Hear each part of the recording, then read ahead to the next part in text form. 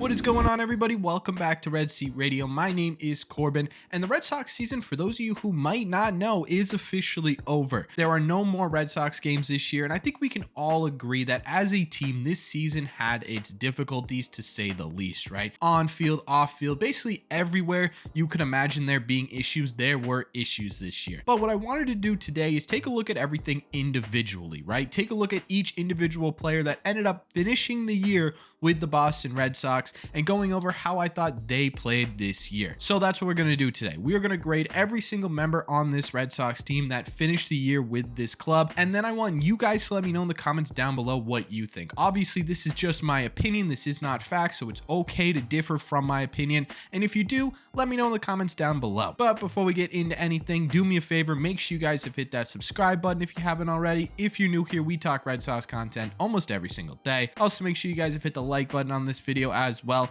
Helps out a ton and would mean a lot to me. Thank you all very much for clicking on this one. Let's get into it. So like I said in the intro, this is every single person on the Red Sox that finished the year with this team. Obviously, there were a bunch more people who were on this team at some point this year, but I didn't want to make this video 45 minutes long, so we're just going to do the guys who ended up finishing the year either with the team or in the minor leagues that didn't get traded, DFA'd, stuff like that. We're going to start with Abraham Almonte because we're going to save Cora and Heimblum to the end. And I'm going to put Abraham Almonte in the C category. And the reason I'm going to put him in the C category is mostly because he was relatively okay at the plate for us. He was definitely a good depth piece in terms of guys when guys get injured or we just need an extra bat off the bench and stuff like that. He didn't do poorly this year. Not a good defensive player, that is for sure. But a late game pinch hitter, he did his job pretty well. After that, we got Christian Arroyo, who since coming back, I'm going to put him in the B range because since coming back from the IL, he's been absolutely fantastic for this team. The only reason I'm going to put him in the B range is because of the fact that he did not manage to stay healthy for a lot of the year. If he had a full healthy season and was plugged in and playing almost every single day, he would definitely get to that A range with his production in the second half of the season. Matt Barnes, and if we're going to do the full year, I'm going to put Matt Barnes in the C category, because we're encompassing the full year, right? The second half I think was absolutely fantastic from Matt Barnes, but the first half was less than ideal, so it averages out right around that C range. Edward Bazardo, we're going to put in the D range. I was expecting more from him when he came up. He really hasn't fully clicked at the big league level. I still think there might be something there with him, but it definitely did not show this year. Brian Bayo, A, with the potential to get into that S tier for this Red Sox team in 2023. When the fact that he developed so quickly and so well at the major league level, having started the year in Double-A for a pitcher at 22, 23 years old, that's insane. He deserves to be in that A tier. He put in a ton of work and is very clearly paying off on the mound this year. Ryan Brazier had some good moments, had some bad moments, but I would say overall, I'm going to put him in the D range. I know there's some people who are going to be like, you need to put him in the C range. They were good and bad, but I think the bad outweighed the good for Brazier this year. He was most of the time the face of the Red Sox bullpen collapsing in late innings, so we're going to put Brazier in that D range. Tristan Casas, we're going to put in the B range, and the reason he's not in the A range yet is because the results weren't quite there on the field, but his approach is insane. The way he goes about at bats and his work ethic and stuff like that is incredible. So once those results kick in, he will definitely be making his way up, but for his impact on this 2022 Red Sox team, we're going to put him at a B. Chris Sale, we're going to put in the N category, which is essentially no impact. Chris Sale had little to no impact on this team besides possibly ending their season when he got hit in the hand with that fastball. Bobby Dahlbeck, I'm going to put in the F range.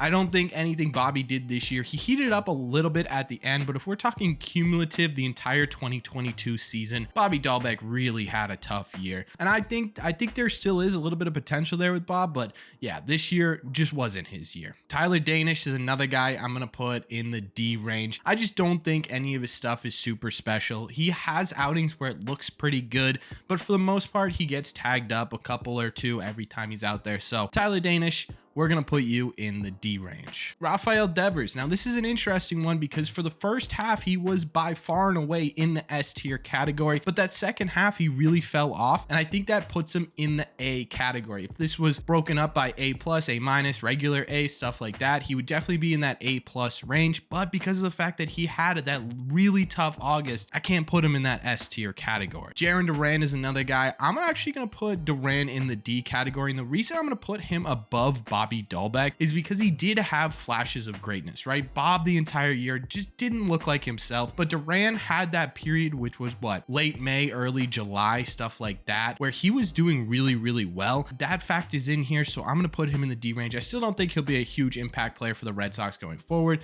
but either way, his performance in that category brought him out of the F range. Nate Eovaldi's an interesting one. I'm going to put Nate at C. I think Nate battled with a lot of injuries this year, and that definitely played into a lot of what happened with him on the field. But at the end of the day, it wasn't the regular Nate Eovaldi we were used to seeing. But at the same time, too, with those injuries, he was doing best he could to get guys out, and he was still an effective pitcher at the end of the day. He just wasn't the pitcher we were used to seeing. So Nate Eovaldi in the C range. Franchy Cordero, another guy who's going to be in the D range. Obviously, Franchy Cordero wasn't our best hitter this year, but he did show flashes that he could be a good hitter. It just never was fully put together at the major league level. Franchy Cordero, you're going to be in the D range. Franklin Herman is another guy I'm putting in the D range, and the reason for this is simple. He just simply has not been able to put it together at the major league level, much like Edward Bizardo. I still think there's a ton of potential there with Franklin Herman. A lot of it too just has to do with sample size, right? We didn't really see him a ton this year, so I'm expecting him to slowly make his way up on this tier list as the years go by. Eric Hosmer, I mean, I'm going to give him the C, right? He didn't play a ton for us. He got injured, but when he did play, he did exactly what we brought him here to do, and that's really what matters. So he wasn't good, he wasn't bad, he was exactly what we expected, and that's why I'm putting him in the C range. Tanner Houck is another guy I'm going to put in the C range. He was great this year when he was in that closer role. He was kind of mixed up and messed around with this entire year, and he managed to continuously play well no matter what position he was in that pitching spot. The fact that he got injured and everything like that, I think this was kind of exactly what we were expecting from Tanner Houck. The potential there with that closer though is huge, and I think a lot of people kind of forget that. JD Martinez, we are going to put in the C range as well. JD Martinez heated up at the end of the year and was really hot at the beginning of the year, but that middle part of the year, it was brutal. It just looked like JD was not the same JD that we have seen in years past. The power was completely missing this year. He still managed to lead the league in doubles, but still it was just not the same JD Martinez. We're going to put him in the C range. Jeter Downs, I'm going to go with no impact.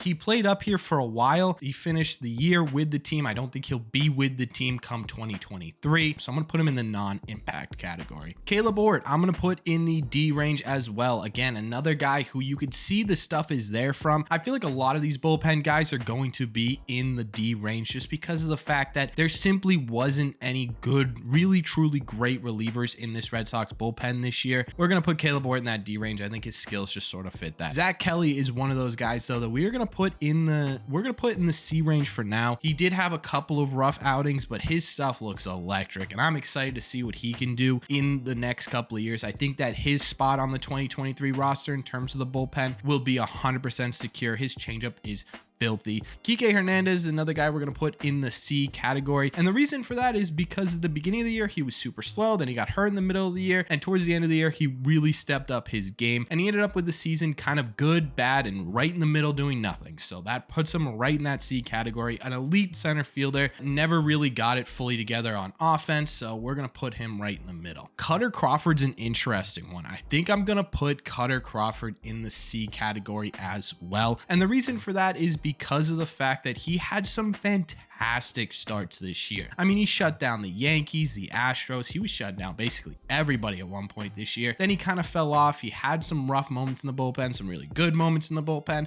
Again, one of those guys who had some good moments, had some bad moments, and it just kind of equals each other out and puts him right in that C category. Reese McGuire, we are going to put right in that B category. I actually almost put him in the A category, but then I looked at who's in the A category. It makes it a little bit more difficult. Reese McGuire has been a fantastic pickup by Chaim Bloom and the Red Sox. He's been electric both behind the plate and in the box, and I'm excited to see kind of where he ends up on this Red Sox team in 2023. Tommy Pham, I'm putting right in that C range again. Another guy who came in super hot with this team and really made an impact right away, and everyone kind of thought, hey, this might fix a lot of the issues, and then sort of really cooled off. There was a stretch there where he was like 0 for 18 with 6 strikeouts, where he just did not look good at all. Nick Pivetta, I'm putting in the D range. I was close to putting him in the F range, but the fact that he's been such a workhorse for us this year and did have some fairly solid outings to end the year bumps him up into that D range. But Nick Pivetta was a guy I had huge hopes for before this season because of how 2021 ended. So the fact that 2022 he really struggled, especially against AL East opponents, is not a good sign. This was definitely one of the worst years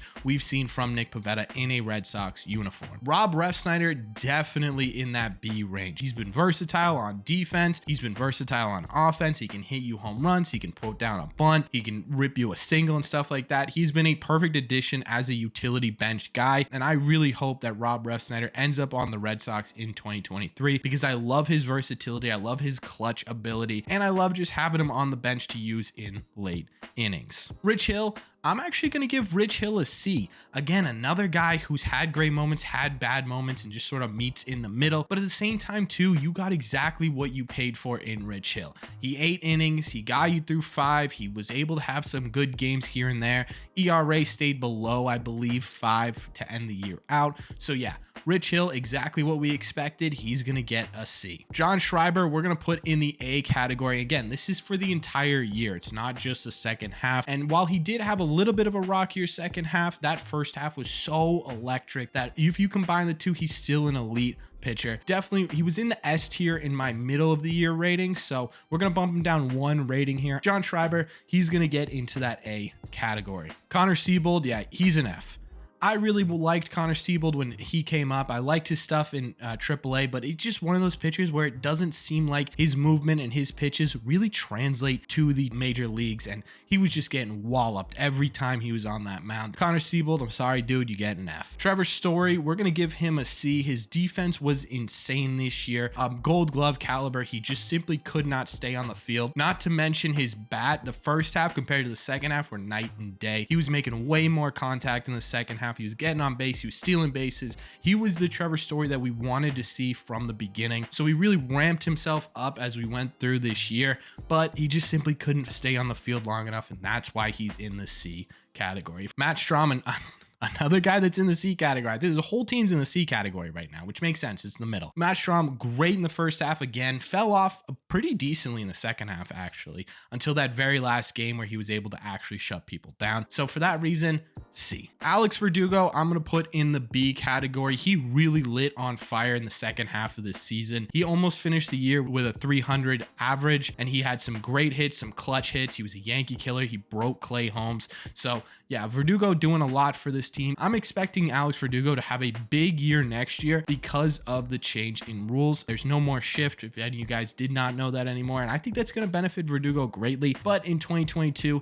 he's been solid and reliable, and that's more than we can say for a lot of these people. So Alex Verdugo is getting a B. Michael Wacha is going into the A category. He's been our best and most consistent starting pitcher. He comes out and he shoves almost every single game. There was a couple of issues with his last 2 starts, but hey, if we're talking about the entire 2022 season, Michael Wacha has been fantastic. Garrett Whitlock, I'm going to put in that B category as well. He was electric, an absolute ace out of the bullpen. Did fall apart towards the end there, but was also battling through a hip injury and still pitching for this team. So all in all, I think we're going to put him in that B category, and that's exactly where he belongs. Josh Winkowski is another guy who I'm going to put in that F category. It's like an F plus. If Connor Siebold is an F, Josh Winkowski is like an F plus. He went out there, he gave us innings, he got outs, but he really had some tough games, and he really doesn't look like a legit starting pitcher for this Red Sox team. I could see Josh Winkowski in a relief role though. I don't think he would be terrible at that, so I'm going to give him an F for now.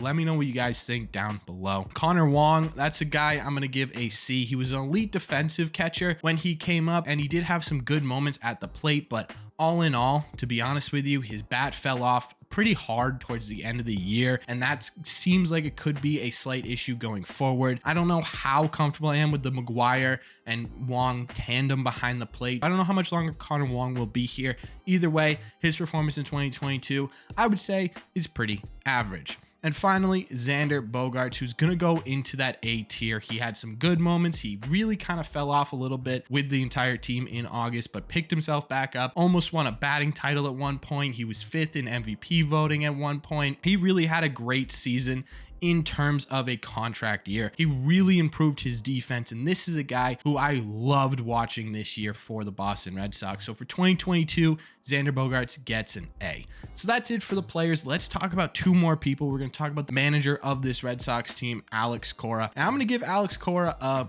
B. Now, this might be a little controversial because I know some of you guys absolutely hated Alex Cora this year, but Alex Cora, for the most part, made the right moves. Guys just underperformed, right? Alex Cora is not controlling how often guys throw balls and strikes. He's not controlling how often a batter swings through a curveball, right? He doesn't control that type of stuff. All he can do is try and put the right people in the right spots to be the most successful that they can be. And he tried to do that this year. It just didn't work out. Obviously, he could have been better. I think there were moments in this season where you truly were like, whoa, wait a second, Cora, what are we doing here? Right? Stuff like that. So that's why he's in the B category for me. I think there was more positive than negative this year, but it definitely wasn't his best season as the Red Sox manager. Last but not least, Chaim Bloom. Now I'm going to give Chaim do I give him a D or an F? I don't know which one to go. I'm going to go D right now, and that's a very, very generous D. And really the only reason I'm going to go D with this one is because of Reese McGuire. And this is so we're going from F to D minus in my opinion. And Reese McGuire really was a fantastic addition to this Red Sox team. He was a ton of fun to watch. He was great behind the dish. Tommy Pham was a decent addition. Eric Hosmer was a decent addition, right? So the trade deadline, he actually didn't do terribly at. I would say that they were the better moves that probably could have been made, but it could have been worse. And for that reason, really that reason alone, I'm gonna give him a D instead of an F. It was really the one redeeming quality of Chaim Bloom this year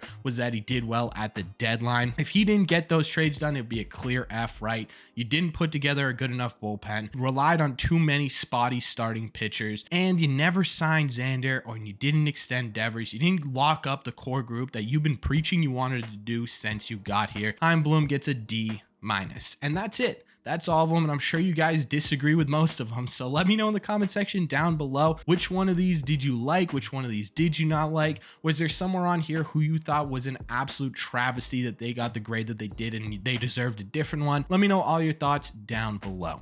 As always, if you made it to the end of this video, do me a favor, make sure you guys have hit that subscribe button if you haven't already. If you're new here, we talk Red Sox content almost every single day. Plus, you made it through this long ass video, make sure you hit that button. Also, make sure you guys have hit the like button as well. Helps these videos out a ton and would mean a lot to me. Thank you all very much for clicking on this one, and I will see you in the red seat.